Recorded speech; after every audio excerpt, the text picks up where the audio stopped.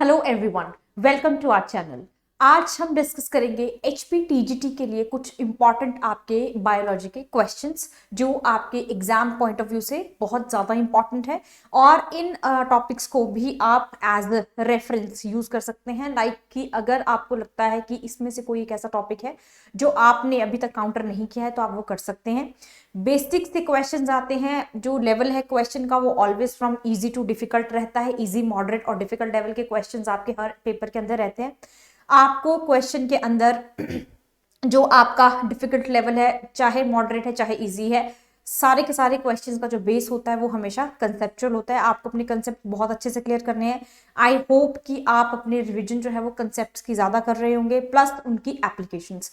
ये दो ऐसे फील्ड हैं जिन पे आपको ज्यादा ध्यान देने की जरूरत है, क्योंकि आपने ये सारी चीजें पहले भी पढ़ रखी है। तो अभी आपको क्या करना है, अभी जब आप दोबारा से इन चीजों को रिकॉल करते हैं या रिवाइज करते हैं तो आपको उनकी बहुत डेप्थ में नॉलेज और read between the line means की हर एक लाइन क्या कहना चाहती है उसका कंसेप्ट आपको अंडरस्टैंड करके उसके बाद उसकी एप्लीकेशंस पर जाकर आपको क्वेश्चन जो है वो सॉल्व करने हैं। कुछ क्वेश्चन जो होते हैं वो इजी होते हैं, कुछ आपके डिफिकल्ट होते हैं। तो सारा का जो बेस है that is your concept. So let's start with the very first question. When we eat something, we like our mouth waters. This is actually not water but fluid secreted from. वो कहते हैं कि जो आपको लगता है खाना, जब आपको लगता है कि अच्छा खाना है, आपका फेवरेट कोई डिश है और आपके सामने वो प्लेटर की जाती है तो आपको लगता है कि आपके मुंह में पानी आ रहा है, यू से कि देखते ही मुंह में पानी आ गया। That is not a water, that is a fluid. तो वो पूछ रहे हैं कि वो फ्लूइड जो है इट इज सिक्रेटेड फ्रॉम, कहाँ से सिक्रेट होता है वो? नेजल ग्लैंड से, ओवल एपिथेलियम से, सलाइवरी ग्लैंड से या फिर टंग से। ठीक है जी। तो इसका जो करेक्ट आंसर है वो है आपका सी, दैट इज सलाइवरी ग्लैंड्स। ठीक है। इसके साथ साथ सलाइवरी ग्लैंड्स जो है वो एक एंजाइम भी सिक्रीट करते हैं जिनका नाम है सलाइवरी अमाइलेज। ठीक है। सलाइवरी अमाइलेज जो है वो आपका वर्क करता है किसके ऊपर? स्टार्च के ऊपर, and it convert starch into disaccharide in the mouth. आपकी जो आधी डाइजेशन है वो कहां शुरू हो जाती है? माउथ के अंदर ही स्टार्ट हो जाती है। डायसैकेराइड्स है, फॉर एग्जांपल योर माल्टोज। तो आपका जो माल्टोज है वो आपकी क्या है? Disaccharide. Exam maltose, sucrose, lactose इनमें कन्वर्ट होता है। और आपका सलाइवरी अमाइलेज जो है it acts on the starch. Salivary amylase को और हम क्या कहते हैं? We call it as ptyalin, जो क्या कर रहा है? माउथ के अंदर आपकी डाइजेशन करता है। अगर आपको यहां से एक और क्वेश्चन आता है कि पहला ऐसा कौन सा बायोमोलिक्यूल है जिसकी सबसे पहले डाइजेशन होती है आपके बॉडी माउथ के अंदर या बकल कैविटी के अंदर, दैट इज योर कार्बोहाइड्रेट और दी स्टार्च। सेलुलोज जो है वो हमारी बॉडी डाइजेस्ट नहीं कर सकती, इसलिए जो हमारी बॉडी के अंदर पॉलीसेकेराइड होता है that is your starch in the form of your, किस फॉर्म में लेते हैं? जैसे पोटैटो है स्टार्च है ना, राइस है, इन सब में क्या है आपका? स्टार्च है। It is also called as the plant carbohydrate, है ना, प्लांट का ही कार्बोहाइड्रेट है वो, दैट इज योर स्टार्च। तो हम उसी की कंजम्पशन करते हैं। ठीक है जी। Next is your which one among the following glands, कौन सा ऐसा फॉलोइंग ग्लैंड है जो कि प्रेजेंट होता है पेयर के अंदर इन दी ह्यूमन बॉडी? अब इनमें से कोई ऐसा ग्लैंड है जो पेयर में है? लीवर एक, पैनक्रियाज एक, पीनल एक, बट पीनियल ग्लैंड एक होता है बट एड्रिनल ग्लैंड आपके anterior posterior. So the correct answer is your A, that is adrenal gland. Adrenal gland also secretes a hormone called as adrenaline। ठीक है। तो इसकी सिक्रीशन जो है आपकी, जैसे इमोशनल होना, ह्यूमन का behaviour, it all depends upon this hormone. Liver एक है आपका। ठीक है। तो लीवर क्या सिक्रीट करता है आपका? दैट इज बाइल सॉल्ट्स और आपके जो बाइल जूसेस, और आपके जो बाइल जूसेस है दे एक्ट्स अपॉन योर लिपिड्स और फैट्स। इमल्सिफिकेशन ऑफ फैट्स, है ना, लिपिड्स के ऊपर करता है। पैनक्रियाज के अंदर क्या है आपका? It has the two hormones called as your insulin and glucagon. तो ये दो हार्मोन्स है आपके, insulin and glucagon. Done. Pineal gland जो है it is also your endocrine gland. ये भी आपका क्या है? एंडोक्राइन ग्लैंड है। तो एंडोक्राइन ग्लैंड क्या होता है? द डक्टलेस ग्लैंड, जिसके पास कोई डक्ट नहीं होती, एंड इट्स डक्टलेस। यानी एंडोक्राइन ग्लैंड्स जिनके पास डक्ट नहीं होते, they basically release the hormones. वो ज्यादातर आपके हॉर्मोन्स रिलीज करता है। ठीक है। सो ये हो गया आपका यहां से क्वेश्चन। तो इसका मतलब इस पॉइंट ऑफ व्यू से आपको ये भी समझ आता है कि आपके लिए जो टॉपिक है that is endocrine glands and hormones, endocrine glands plus hormones, this topic is really very important। ठीक है, from the exam point of view। तो ये आपको जो है रिवाइज करना है और अच्छे से इसको जितने भी आपके ग्लैंड्स उनको आपको रिवाइज करना है, ठीक है। So during the process of respiration human beings exchange of gases takes place in the alveoli, ठीक है। तो एल्वेलाई क्या है आपका, जब रेस्पिरेशन होती है तो एक्सचेंज ऑफ गैसेस आपका टेक्स प्लेस करता है कहाँ, एल्वेलाई के अंदर। और अगर आपसे पूछे कि प्राइमरी ऑर्गन्स रेस्पिरेशन के अंदर प्राइमरी ऑर्गन कौन सा है, ठीक है, प्राइमरी ऑर्गन, तो primary organ is your lungs, lungs primary organ है, ठीक है जी। ब्रोंक्यूल, ब्रोंकाई के अंदर ब्रोंक्यूल, प्लूरा जो है this is your outer membrane, ठीक है, ये आपकी आउटर मेम्ब्रेन है लंग्स जो है। And lungs are situated in the thoracic cavity, है ना, थोरेसिक में ही होता है थोरेसिक लाइनिंग, तो थोरेसिक कैविटी आपकी वहां पर क्या है, आपके लंग्स है, ठीक है। एल्वोलाई जो है यहाँ पर आपकी प्योरिफिकेशन ऑफ ऑक्सीजन जो है दैट टेक्स प्लेस, और it is also called as, जैसे पल्मोनरी है ना, पल्मोनरी वेन, पल्मोनरी आर्टरी, यहाँ पर आपको वो इंपॉर्टेंट है, ठीक है जी। उसके बाद आपको क्वेश्चन आता है next is which one of the glands के बारे में है in human body produces the growth hormone somatotropin. तो सोमैटोट्रोपिन क्या है आपका, एक ग्रोथ हार्मोन है, इसमें से कौन सा ऐसा हार्मोन है जो सोमैटोट्रोपिन को रिलीज करता है, ठीक है। तो the correct answer is your thyroid, sorry pituitary, ठीक है, it's not the thyroid release thyroxine, it's the pituitary gland. Pituitary gland जो है वो आपका ग्रोथ हार्मोन रिलीज करता है, दैट इज सोमैटोट्रोपिन, ठीक है।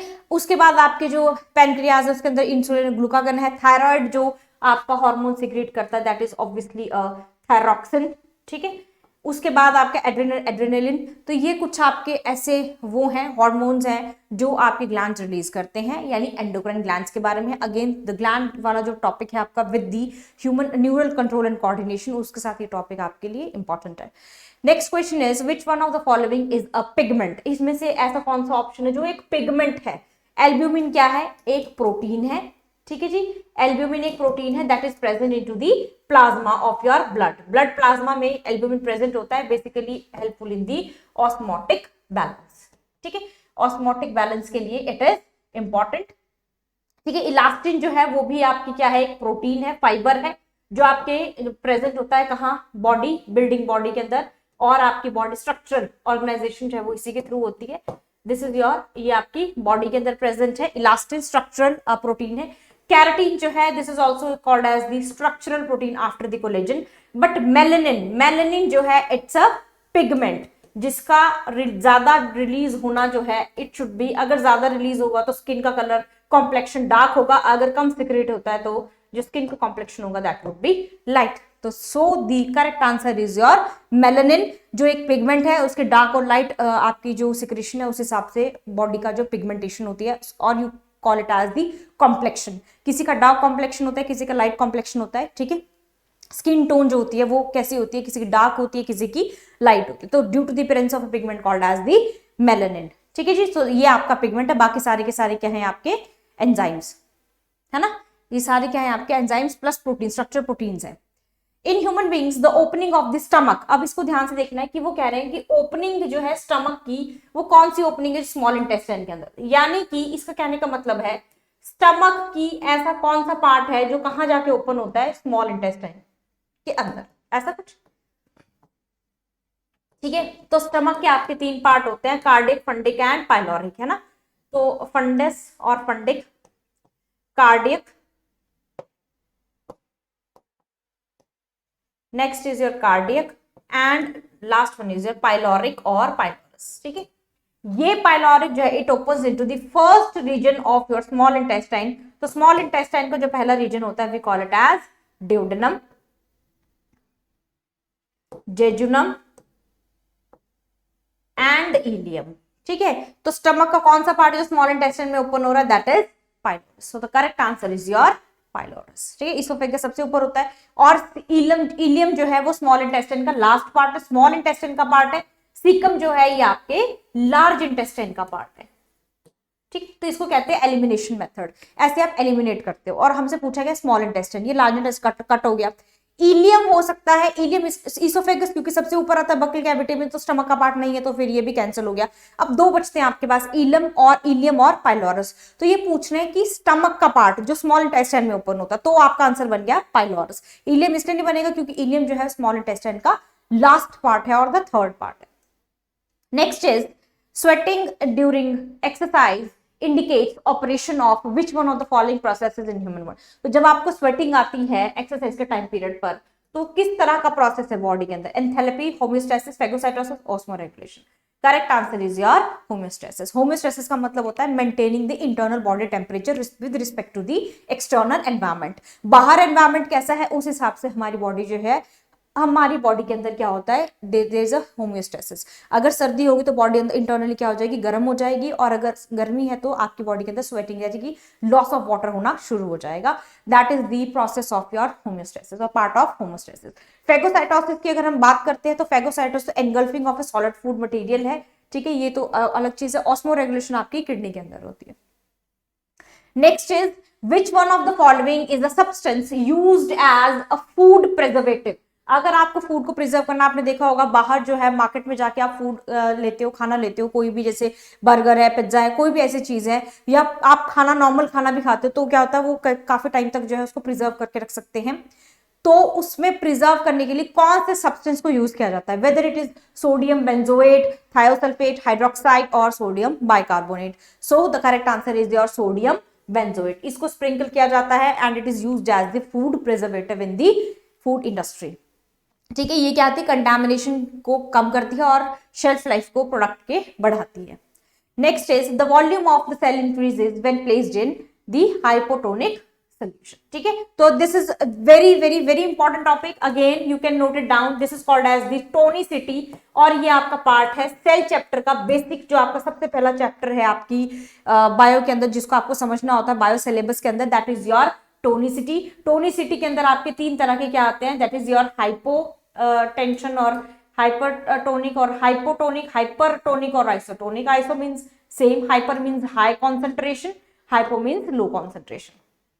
ठीक है, तो ये बहुत बड़ा कंसेप्ट है टोनिसिटी का। टोनिसिटी में आपको ये देखना होता है कि जो सोल्यूशन का with respect to the salt, उसमें सॉल्ट की कंसेंट्रेशन कम है या ज्यादा है। तो जो सेल इंक्रीज करेगा यानी स्वेल करेगा कब, जब उसके अंदर वाटर की कंसेंट्रेशन क्या होगी, कम होगी, है ना, वो स्वेल कर जाएगा। तो आप किस कंटेक्स्ट में ले रहे हो, अगर आप वाटर की कंटेक्स्ट में ले रहे हो तो कंसेंट्रेशन हाई टू लो है, या आप सॉल्ट की कंसेंट्रेशन लो टू हाई। तो ये जो कंसेप्ट है ये मैंने क्लास के अंदर भी, जिन बच्चों ने कोर्स ज्वाइन किया है, जो बच्चे ऑलरेडी कोर्स के अंदर है, वो इस चीज को काउंटर अच्छे से कर पाएंगे और समझ पाएंगे, क्योंकि मैंने वहां बहुत अच्छे से आपको ये चीज एक्सप्लेन की है कि हाइपोटोनिक हाइपरटोनिक किस तरह से होता है।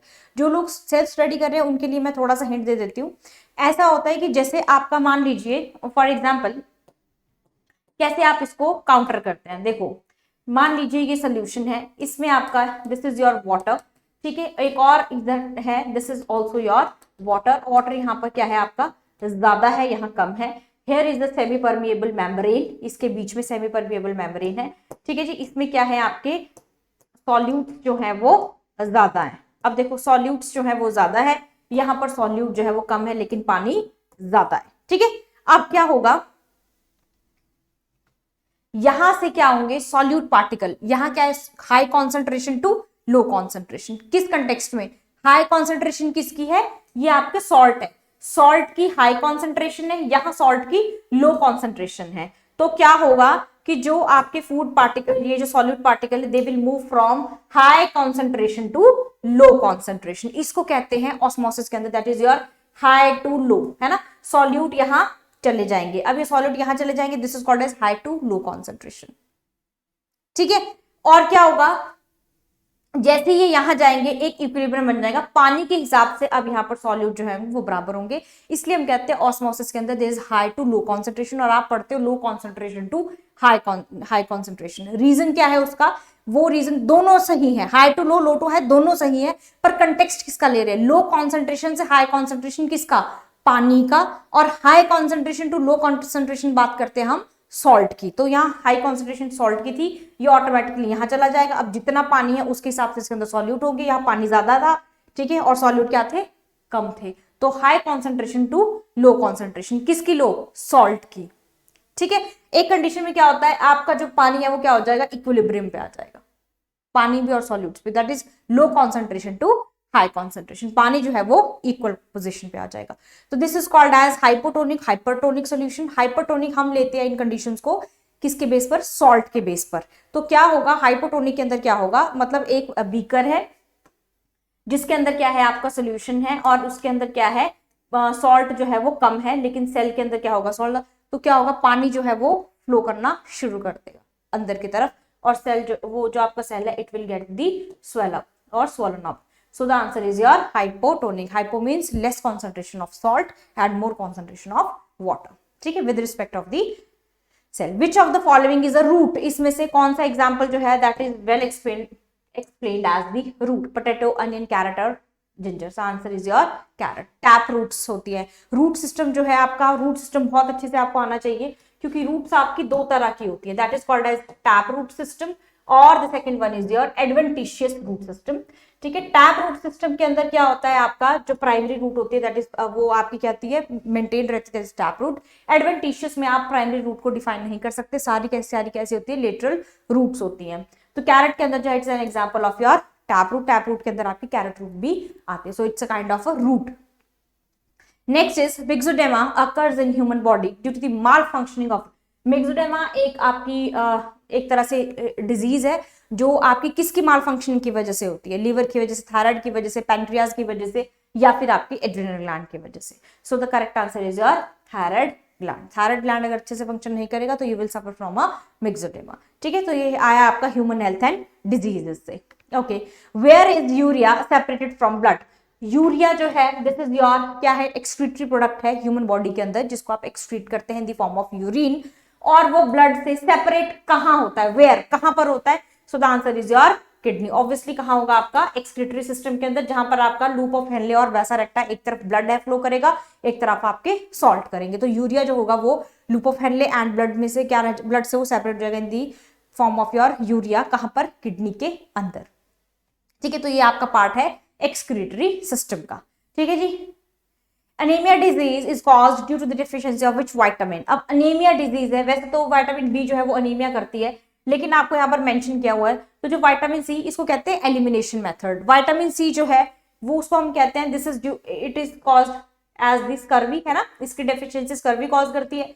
B3 की कॉज करती है पेलाग्रा, B1 की बेरीबेरी है ना, and last one is your this is your beriberi. Vitamin B12 जो है इसकी वजह से क्या होता है अनीमिया होता है। Megaloblastic anaemia is caused by the deficiency of vitamin B12। तो ये बन गया आपका this is called as the elimination method. इसके लिए आपको चारों के चारों ऑप्शंस के कंसेप्ट क्लियर होने चाहिए कि चार मेरे पास ऑप्शंस है, चारों ऑप्शंस में से मोस्ट एक्सपेक्टेड क्वेश्चन का आंसर क्या बन सकता है। तो animal without red blood cells किसके पास आरबीसीज नहीं होते हैं? फ्रॉग, स्नेक, पिकक या अर्थवॉर्म? Answer is earthworm. ठीक है, अर्थवॉर्म के पास जो है वो आरबीसीज प्रेजेंट नहीं होते। This is from your animal kingdom and animal kingdom के अंदर भी जनरल कैरेक्टर्स से आपको ये क्वेश्चन आए हैं। ठीक है, जनरल कैरेक्टर्स की इसके अंदर क्या होता है क्या नहीं होता है, कहां पे ये प्लेस्ड होते हैं। The energy released by 1 gram of glucose, 1 gram of glucose कितनी कैलोरीज, किलो कैलोरीज जो है आपका ग्लूकोज रिलीज करते हैं that is your be 4 kilo calories. ठीक है, तो ये बहुत सी फैक्चुअल क्वेश्चन है। ऑब्वियसली आप एचपीटीजीटी के अंदर जो है वो नंबर्स के क्वेश्चन एक्सपेक्ट कर सकते हैं, साइंटिस्ट आप एक्सपेक्ट कर सकते हैं, ये आपके आती है other form of your questions. तो corner of cells of collenchyma tissue, collenchyma tissue क्या होता है? कॉर्नर सेल्स होते हैं आपके कॉलेनकाइमा टिश्यू के प्लांट के अंदर, वो थिक होते हैं, उसके अंदर क्या डिपॉजिट होता है? तो कॉलेनकाइमा के अंदर क्या डिपॉजिट होता है आपका? That is your cellulose and pectin. Obviously middle lamella, primary, secondary, tertiary evolve होगी, उसके अंदर सेलुलोज होगा प्लस पैक्टिन होता है, कैल्शियम और मैग्नीशियम पैक्टेट भी हम उसको कहते हैं। So it was very simple question, पर आपका आया है ये टिश्यू से, प्लांट टिश्यू के अंदर आप जो है simple tissues parenchyma, collenchyma, sclerenchyma is further divided into 2 form, sclereids and fibres. तो ये आपको पता होना चाहिए इंटरसेलुलर स्पेसेस उनके बीच में है नहीं है। एरेन्काइमा इज लाइक अ पेरेन्काइमा, पर वो कहां होते हैं? आपके एक्वेटिक सिस्टम के अंदर। तो ये कुछ ऐसे क्वेश्चंस हैं, कुछ ऐसे कंसेप्ट्स हैं जो आपके क्लियर होने बहुत जरूरी है, क्योंकि ऑब्वियसली क्वेश्चन आपको कंसेप्ट बेस से आएगा। इसमें से कौन सा पेयर जो है वो करेक्टली मैच्ड है? स्कर्वी, थायमीन, नोजी। थायमीन देखो this is the other form of और other name for any kind of vitamin. तो वो कह रहे हैं स्कर्वी जो है वो थायमीन की डेफिशिएंसी की वजह से होती है। सबसे पहले क्वेश्चन पे ध्यान दो, क्वेश्चन में क्या पूछा गया है? करेक्टली मैच्ड, मतलब आपको उसमें करेक्ट पेयर ढूंढना है। स्कर्वी जो है वो थायमीन की डेफिशिएंसी की वजह से होती है, no, thymine is B1। Scurvy तो किसकी वजह से होती है? विटामिन सी, तो ये नहीं है। ट्यूबरक्लोसिस, ATS, नो, ट्यूबरक्लोसिस जो है वो क्या है? बैक्टीरियल डिजीजेज है। टेटनस BCG नो, ठीक है जी, ये भी आपका आंसर नहीं है। फिर इसमें करेक्टली मैच क्या है, दैट इज डी, मलेरिया जो है वो क्लोरोक्विनन। तो ये आपका मलेरिया जो है इससे क्या आता है, आपका क्योर होता है, ठीक है जी। So this is the correctly matched.